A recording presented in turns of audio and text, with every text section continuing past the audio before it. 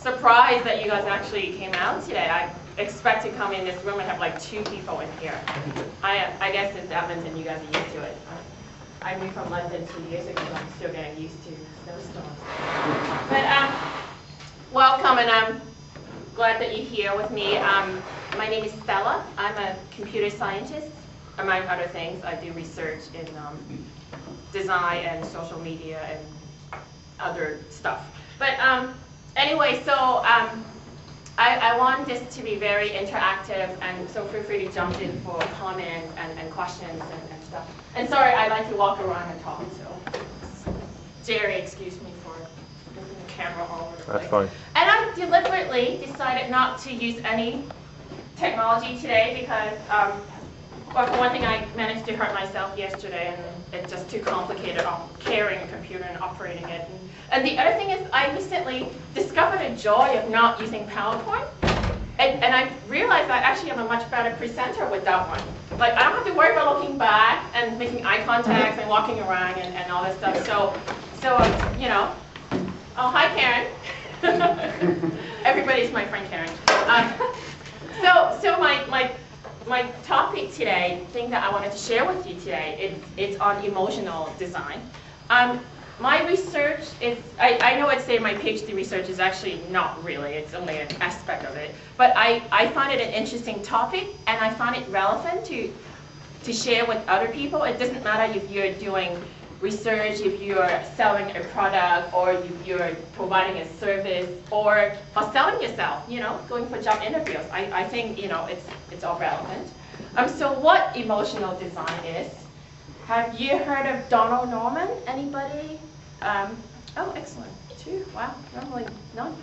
He is an expert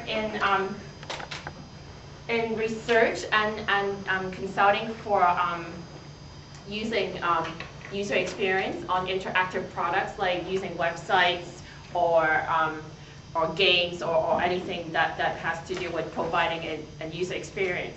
And his so this is based on his research and his book title, Emotional Design. And what it is it's a design framework. And what he's advocating is when you are interacting with a website or looking at a product or using a service, emotions actually have a lot to do with how you interact and how you perceive that particular product or service or experiences. Sometimes we like to think that we're all, you know, all about logic, like we're analytical people, and no, we're not gonna, you know, get all, you know, emotional about something. But I was gonna demonstrate that today to you. That's not always the case. So there's 3 levels of emotional design according to his framework. Is visceral, which is your lizard brain level, right? So you see something, you react to it right away. You look at a poster. Oh, I like the color. This is cute. Oh, this is gross. It's disgusting. I can't believe they put these colors together. Or you react right away, right? The things that you look at. You look at this table and you're like, oh, how ugly is that? The color is so, you know, the shape is awful. And then the second level of when you're interacting with an experience or product or service is at the behavioral level. You look at functionalities, you look at features, you look at what it does for you.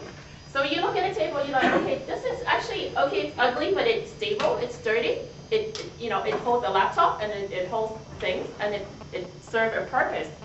An example I like to use is a Casio watch. It's not particularly beautiful to look at it, but normally it's, you know, it's okay. It's a watch. You know, it's not. You're not going to go like, wow, I love the look of this. But you know what? My G-Shock Casio, it has a calendar. It records world time for 20 different cities around the world. It serves as my alarm clock. I can, you know, it has 20 other settings that I never would use, but nevertheless, you know, it serves so many functionality that I need. And so you react that way to say, you know, I like this product, or, you know, you feel connected because of what it does for you. Same with services, right? And then the third level is reflective, and that's when you makes you have, using a product or service makes you feel a certain way. An example of that would be driving a Jaguar. You know, I don't need a Jaguar to get me from point A to point B. A Toyota Matrix would do the same trick, but you know what? There's certain status and there's certain things that makes me feel about, you know, and Jaguar, to be honest, no offense to any Jaguar owner out here, but it's not a particularly good car. In my opinion, it breaks down often, it doesn't sit really well, and you know, the gadgets honestly are not that great in there. But it's British, so what can you say? But you know what? People drive it because, you know, it's a Jaguar, you know, it just makes you look nice. It just makes you feel special. It just, there's certain things that sometimes you don't even aware of it until you think about later, until other people tell you, oh my God, you know, is that a neon car that you're driving? You know, things like that makes you feel a certain connection with the product.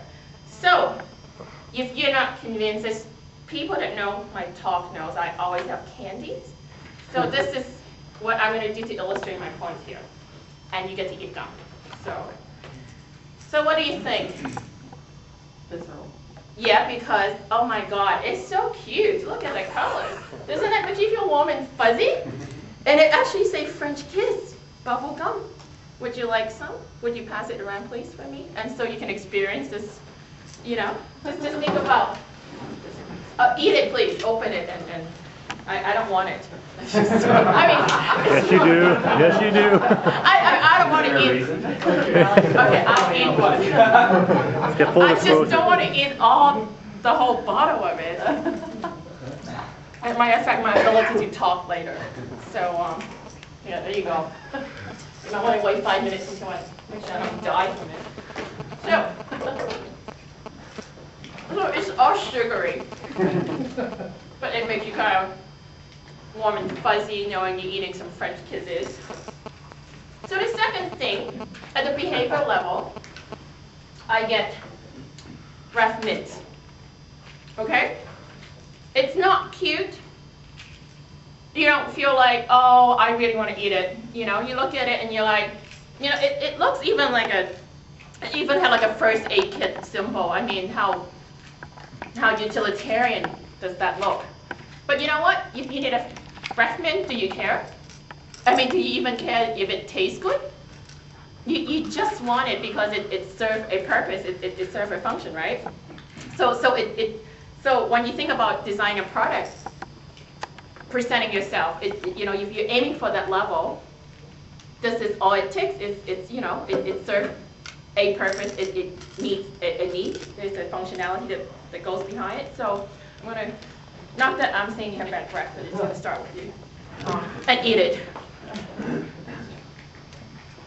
So that's the second behavioral level. The third level, I get Godiva chocolate. So, what does it say about Godiva chocolate? Any ticker? Any? Decadent.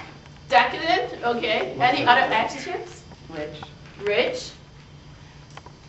Look at the packaging. Yes? Expensive. It looks like it's very high quality just because of that shine the package has. Exactly. I mean, look at it. Anything inside. It wouldn't matter. It's expensive.